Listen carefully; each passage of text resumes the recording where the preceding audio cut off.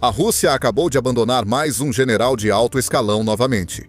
Oleg Makarovich, antes confiável nas linhas de frente sensíveis da Ucrânia, agora está isolado na Venezuela, sem contato, pedindo extradição e ignorado por Moscou.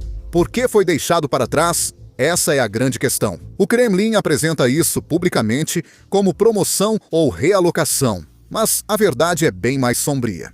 Makarovich virou um problema, sendo o tipo de oficial que o Estado russo prefere apagar a resgatar. Suas ações na Ucrânia estão trazendo problemas demais para o Kremlin.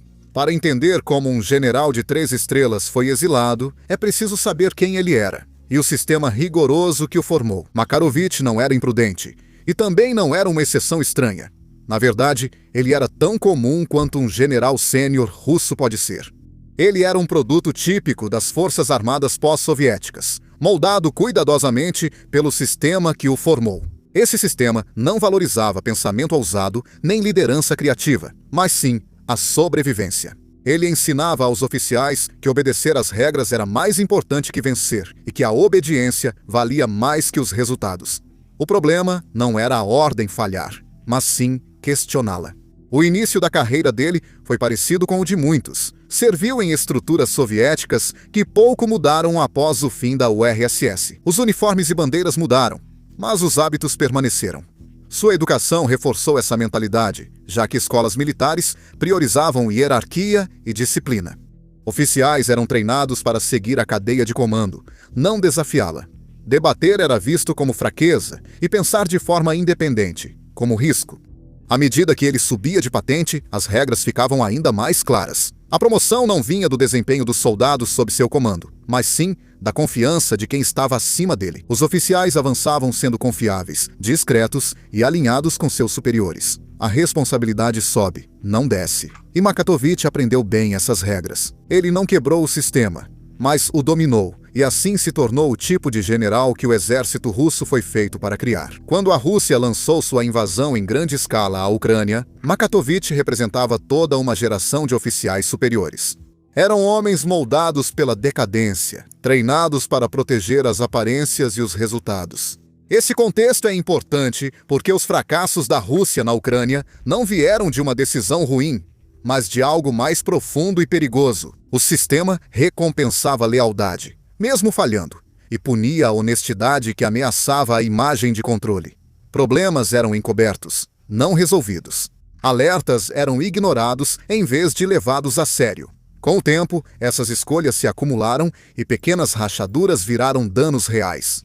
Com linhas de suprimento enfraquecidas, as unidades ficaram sem comida, combustível e suprimentos médicos.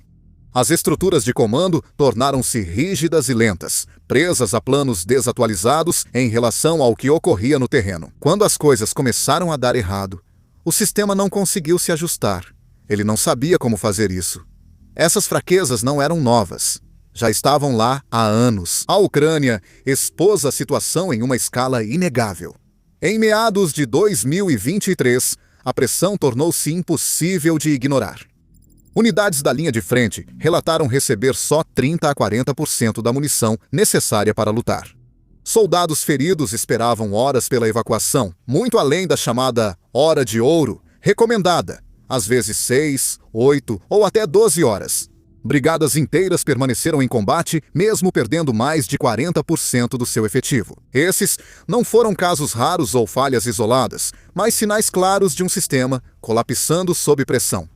Makarovich atuava dentro desse sistema, não acima dele. Ele não escreveu suas regras e não escapou de seus limites. Quando as forças russas avançaram ao sul e tomaram Kherson, assumiram responsabilidades para as quais não estavam preparadas. De repente, tornaram-se responsáveis por uma infraestrutura que pouco compreendiam e nunca planejaram administrar. Uma delas era a mais importante.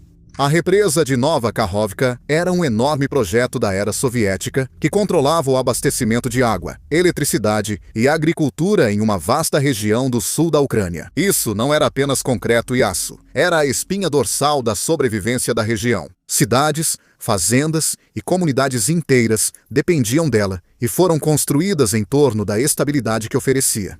Em junho de 2023, essa represa foi destruída. A escala do desastre foi enorme. E isso ficou claro quase imediatamente.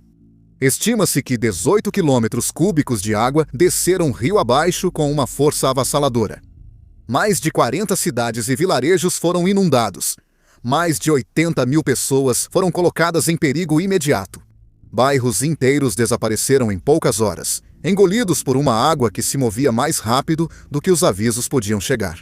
Terras agrícolas que alimentavam centenas de milhares foram destruídas de uma só vez. O abastecimento de água potável colapsou na região, deixando as comunidades desesperadas e vulneráveis com a enchente. Ela levou mais que destroços. Envenenou o solo, matou a vida selvagem e destruiu ecossistemas formados em décadas. Quando a água baixou, os danos permaneceram. Assim, os reservatórios a montante secaram e viraram planícies rachadas, enquanto as áreas de inundação a jusante tornaram-se pântanos poluídos e doentes. A Ucrânia depois estimou perdas econômicas acima de 14 bilhões de dólares. Grupos ambientalistas alertaram que certas áreas podem levar uma geração para se recuperar, se isso acontecer. Não foi um desastre temporário, mas uma ferida permanente. A Rússia negou prontamente a responsabilidade, enquanto a Ucrânia rapidamente acusou as forças russas. Avaliações independentes logo indicaram destruição deliberada, e não acidente. A represa estava sob controle russo, com acesso restrito ao local. O momento coincidiu com as retiradas defensivas russas na região. A lógica, embora brutal, era simples: inundar a área, atrasar o avanço ucraniano e aceitar o custo civil como dano colateral. Nesse contexto, o nome de Makarovich surgiu não por anúncio público ou documento vazado, mas por relatórios de inteligência e avaliações que atribuíram a responsabilidade aos altos escalões do comando. Se ele deu a ordem pessoalmente ou por meio da cadeia de comando, importava menos do que o que veio depois. Investigadores ucranianos posteriormente o acusaram à revelia de violar as leis da guerra. Eles citaram comunicações interceptadas e provas do campo de batalha que deixaram a decisão final com eles. Na Rússia, nada mudou. Sem julgamento, despromoção ou explicação pública. Houve uma transferência silenciosa para o exterior, longe de jornalistas, promotores e perguntas que poderiam constranger a liderança. Após a campanha no sul estagnar e Kherson ser perdida, tudo mudou para Makatovich de forma pessoal e clara. A liderança militar russa decidiu afastá-lo. Ele tinha cargo suficiente para ser responsabilizado, mas não era tão importante para causar impacto ao ser removido. Eles o viam como o candidato ideal para ser afastado das manchetes e do alcance. É assim que o sistema russo lida com danos. Ele não enfrenta o problema, apenas o realoca, e neste caso, a Venezuela se tornou a resposta. No papel, a missão parecia respeitável. Mencionava-se cooperação militar, treinamento, apoio e parceria estratégica, tudo em linguagem diplomática objetiva e sólida. Mas a realidade era bem diferente no local. O posto na Venezuela não era um avanço ou sinal de confiança. Era uma área de espera, distante o bastante de Moscou e da Ucrânia para diminuir riscos políticos e evitar perguntas sobre o que ocorreu lá. Makatovich assumiu o comando da chamada Força-Tarefa do Equador pelas autoridades. No final de 2025, essa força contava com apenas 120 pessoas, e elas estavam espalhadas por Caracas e outros locais importantes como Maracaibo e La Guerra. Eles faziam exercícios com drones e praticavam sinais e táticas básicas de infantaria. A missão continuou pequena por opção e nunca se tornou algo que fortalecesse de fato as Forças Armadas da Venezuela. Foi mais um gesto do que uma virada de jogo. Uma presença simbólica que parecia oferecer apoio, mas pouco fazia para resolver os problemas reais. Em umas forças armadas já desgastadas por anos de negligência em todo o país, a presença militar russa nunca chegou a ultrapassar 300 pessoas. Seu equipamento era obsoleto. As ordens vagas e o impacto, se existiu, foi mais simbólico que prático. Makatovich já não moldava mais os acontecimentos, apenas os mantinha, preso a uma missão sem propósito ou influência, onde só restava o simbolismo. Veja, a Venezuela não sofre por falta de treinamento, mas por instabilidade. Suas forças armadas foram enfraquecidas pela corrupção, controle político e colapso econômico. Mais de 30% dos oficiais venezuelanos deixaram as forças armadas desde 2015. Os salários caíram para o equivalente a 20 a 40 dólares americanos por mês. A deserção aumentou com o moral em queda. Os instrutores russos não conseguiram resolver, nem era esperado que conseguissem. O papel deles era apenas demonstrar apoio, não solucionar problemas. Por anos, a Rússia via a América Latina mais como palco que como estratégia. Acordos de armas com Caracas, desfiles militares e sobrevoos de bombardeiros serviram apenas para enviar uma mensagem a Washington, não para garantir segurança real aos parceiros. O relacionamento com a Venezuela iniciou com Hugo Chávez e seguiu sob Nicolás Maduro, mas sempre foi superficial, limitado a empréstimos, armas, conselheiros e pouco mais. À medida que o colapso econômico da Venezuela se aprofundava e a repressão aumentava, o envolvimento da Rússia continuou limitado. Suas palavras permaneciam ousadas no papel, mas suas ações continuavam superficiais. Quando a pressão subiu, Moscou hesitou. Com custos maiores, voltou-se a atenção para outros lugares. Isso mudou tudo para Makatovich. O que antes era uma forma de mantê-lo ocupado, tornou-se uma maneira de deixá-lo para trás. Distância sem proteção é um lugar perigoso para um homem como ele. Makatovich não moldava mais os acontecimentos, apenas estava preso neles. Com a piora da situação na Venezuela, o perigo ao redor dele crescia. O regime se isolava mais, as tensões internas aumentavam, a pressão externa subia e Moscou seguia em silêncio. Esse foi o momento em que a lealdade se quebrou. Relatórios atuais indicam que Makatovich tenta sair da Venezuela discretamente, sem alarde ou protesto público. Utiliza os canais de sempre para enviar promoções e ordens, confiando neles há anos. Agora, porém, não levam a nada e seus pedidos não recebem resposta. Nenhum plano está sendo feito para trazê-lo de volta para casa. Não há absolutamente nenhuma urgência. Apesar do fato de que os desenvolvimentos recentes no campo político da Venezuela poderiam mudar tudo o que você vê. Em 3 de janeiro de 2026, as Forças Armadas dos Estados Unidos invadiram a residência de Nicolás Maduro em Caracas durante uma operação noturna. Em poucas horas, ele e a esposa foram levados para Nova York para enfrentar acusações de tráfico de drogas. A cidade entrou em erupção quase de imediato. Protestos tomaram as ruas, opositores enfrentaram milícias do governo e ao menos 12 pessoas morreram. Nos 2 primeiros dias, a rede elétrica caiu, deixando bairros no escuro, enquanto filas por comida cresciam e o pânico aumentava. No segundo dia, Delcy Rodrigues assumiu rapidamente como líder interino, apoiado por um comando militar superior nervoso. Ministérios se dividiram, autoridades fugiram e conselheiros estrangeiros correram para as saídas. Rodrigues buscou agradar ambos os lados, prometendo cooperação com Washington em sanções e drogas. Mas afirmou que Maduro seguia como presidente legítimo. Isso gerou críticas da líder da oposição, Maria Corina Machado, que a chamou de uma das principais arquitetas dos abusos. Durante toda a turbulência, o contingente russo não recebeu ordem de evacuação. Os apelos de Makarovich por extração foram ignorados, deixando-o isolado em um país que mudava alianças e se desintegrava rapidamente. Para o Kremlin, esse cálculo é brutalmente simples. Makarovich não é mais útil. Ele relembra a Ucrânia e a destruição da represa de Kakhovka, decisão que causou bilhões em prejuízos. Deslocou milhares e manchou a reputação da Rússia. Defendê-lo reabriria questões que Moscou evita. É caro demais para defender e arriscado para revisitar. Deixá-lo para trás resolve vários problemas de uma vez. Isso não é raro. Oficiais russos que fracassam ou se tornam inconvenientes nem sempre são julgados ou presos. Muitos simplesmente desaparecem de vista. Alguns são realocados para cargos sem importância, outros são empurrados para funções de conselheiro sem poder ou influência real. Alguns somem totalmente em circunstâncias pouco claras. Os métodos mudam, mas os resultados permanecem os mesmos. O sistema se protege em primeiro lugar. A situação de Makatovich traz um risco extra.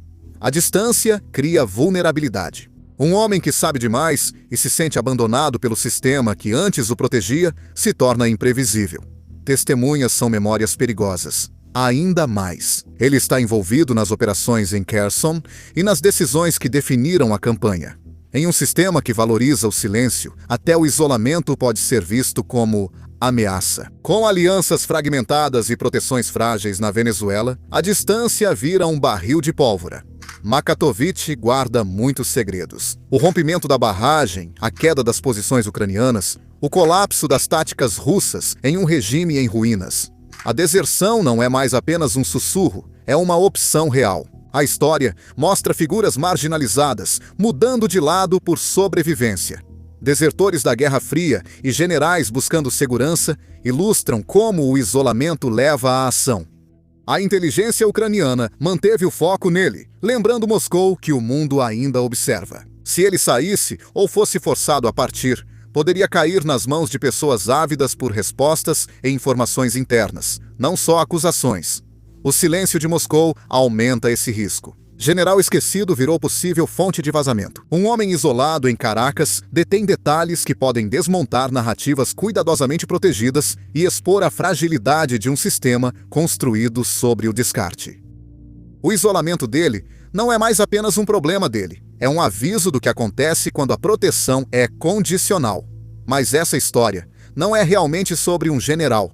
É sobre um padrão. A Rússia refinou esse exílio silencioso por gerações, afastando problemas do público sem julgamentos ou punições que poderiam gerar agitação interna. Prefere o silêncio ao espetáculo, ocultando as consequências sem explicá-las. Para Makarovich, foi isso que ocorreu.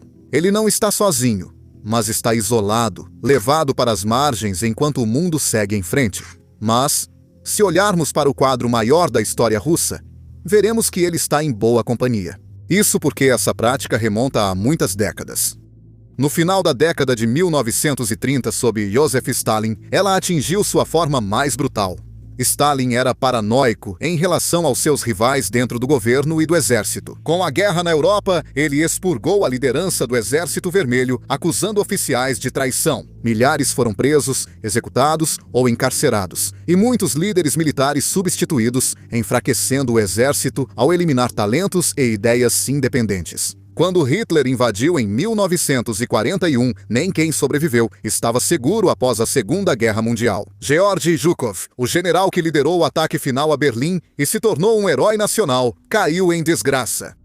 Stalin, com ciúmes da fama dele, o mandou para um distrito remoto próximo a Odessa. Em 1946, longe de Moscou e sob constante vigilância, Zhukov tornou-se um exilado interno, uma forma de neutralizar um líder outrora confiável, sem espetáculo ou explicação.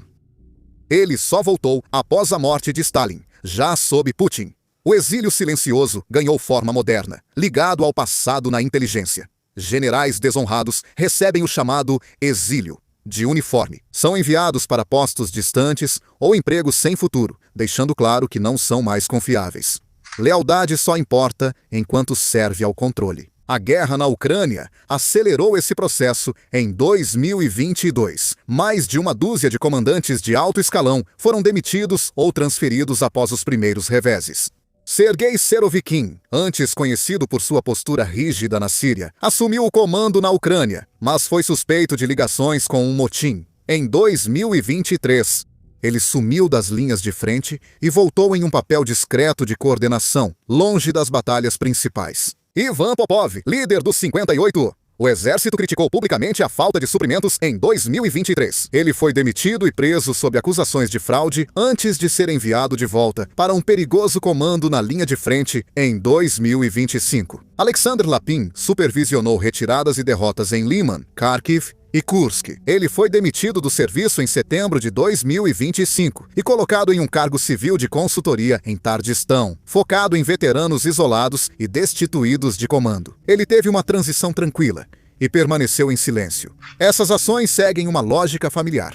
O exílio reduz a iniciativa, gera cautela e incentiva oficiais a obedecerem em vez de pensarem de forma independente. No final de 2025, as baixas russas na Ucrânia estavam na casa das centenas de milhares. E a mensagem era clara: a utilidade supera tudo. Oficiais aprendem que erros raramente levam a julgamento, mas podem causar irrelevância.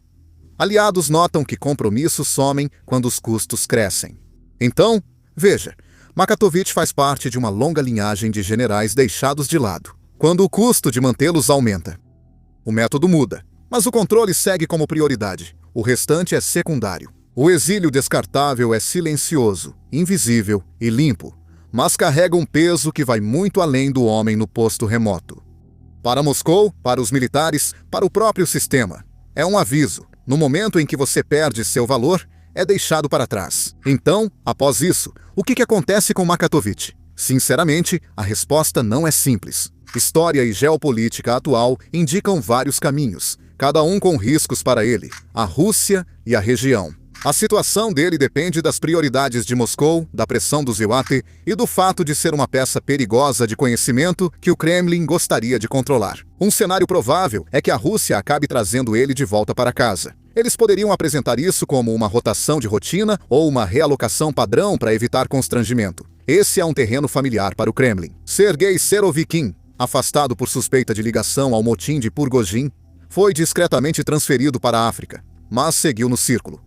Para Makarovich, a diplomacia pode abrir uma oportunidade.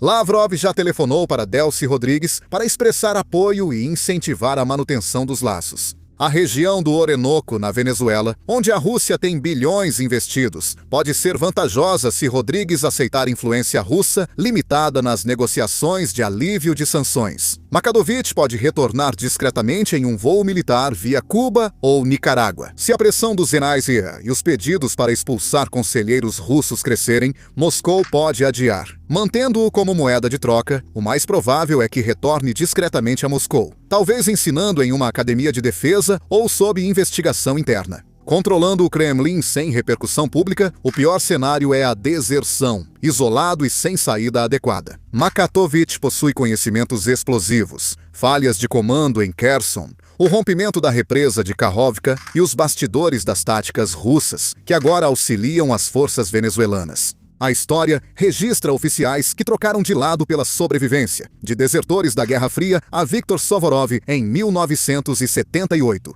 Como sugeri antes, se os EUA pressionarem Rodrigues a romper com a Rússia, Makatovich pode buscar outros canais, oferecendo informações por proteção. Figuras da oposição ou diplomatas do Zekrianeua podem facilitar isso. Sentindo-se abandonado, ele pode divulgar detalhes por EPIs criptografados ou intermediários. Para Washington, isso é uma mina de informações. Para Makarovich, isso pode significar nova vida protegida, mas com perda de laços familiares e medo constante de retaliação do Kremlin. Expulsão ou prisão pelo novo regime venezuelano é outra possibilidade sombria. Washington pressionou Rodrigues a romper com Rússia, Irã e Cuba em troca de ajuda e alívio de sanções, o que poderia dissolver a Força-Tarefa Equador rapidamente. Makarovich pode ser entregue à Ucrânia para julgamento, como ocorreu com Maduro por tráfico de drogas. Seu pequeno contingente, espalhado por Caracas, Maracaibo e La Guerra, não tem poder para resistir. O resultado seria uma humilhação pública para a Rússia. Enquanto Makarovich enfrenta interrogatório, julgamento ou troca silenciosa, a presença de Moscou na América Latina enfraqueceria e enviaria aos aliados, como a Nicarágua, a mensagem de que a proteção russa é condicional, não garantida. Cada caminho depende de diplomacia ágil, influência dos Zenaisia, sobrevivência de Rodrigues e cálculos de Putin. Com a guerra na Ucrânia se arrastando, Makarovich está ainda mais isolado. Ele é um teste crucial para o alcance global da Rússia. Generais são ferramentas desse sistema, mantidos, trocados ou descartados conforme a conveniência. Com a poeira baixando em Caracas, as consequências superam o destino de um homem. Para Moscou, o cálculo é puramente racional. A lealdade só é recompensada enquanto for útil. Quando passa a ser custosa, é redefinida como descartável. Isso se aplica a aliados, oficiais e civis igualmente. A história que começou com a explosão de uma barragem e terminou com um general abandonado não trata de uma tragédia pessoal, mas sim de como o poder funciona quando a responsabilidade é vista como uma ameaça. A Rússia não falhou em salvar Makarovich. Ela escolheu não fazê-lo. Essa escolha ecoa muito além da Venezuela.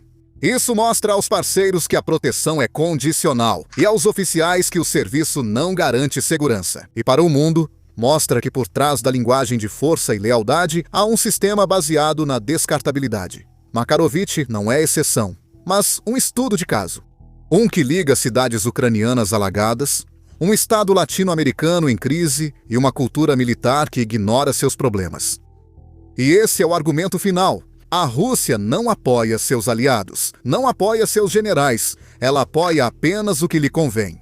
Quando os custos sobem, ela se afasta, deixando destruição e chamando isso de estratégia. Esse é o jeito russo. Um dos problemas de vídeos que mostram muitos ataques de drones, mesmo sem ferir humanos ou soldados russos.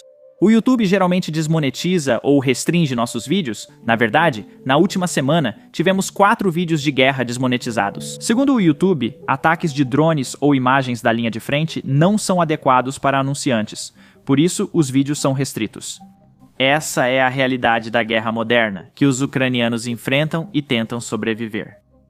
Acreditamos ser importante mostrar tudo isso, por isso lançamos nossa própria plataforma, Business Basics, construída do zero e sem restrições. Não precisamos borrar nossos ataques de drones, não precisamos borrar nossas imagens da linha de frente e não precisamos borrar bases aéreas russas sendo destruídas. Além disso, nós realmente não exibimos nenhum anúncio no site. Assim, não precisamos nos censurar só porque os anunciantes não gostam do que mostramos. Nosso site é financiado pelo seu apoio, não por anúncios. Então, se você é alguém que se interessa por esse tipo de cobertura e quer assistir nossos vídeos sem censura e ter acesso a conteúdos extras que simplesmente não podemos postar aqui no YouTube, então, com certeza, junte-se a nós em basicsinsider.com. Você também pode clicar no link na descrição ou escanear o código QR que está na sua tela. Ao se juntar, você terá acesso a todo o conteúdo já disponível e aos futuros vídeos. Além disso, você apoia a nossa cobertura e canal. Muito obrigado! Sou Sam e até o próximo vídeo.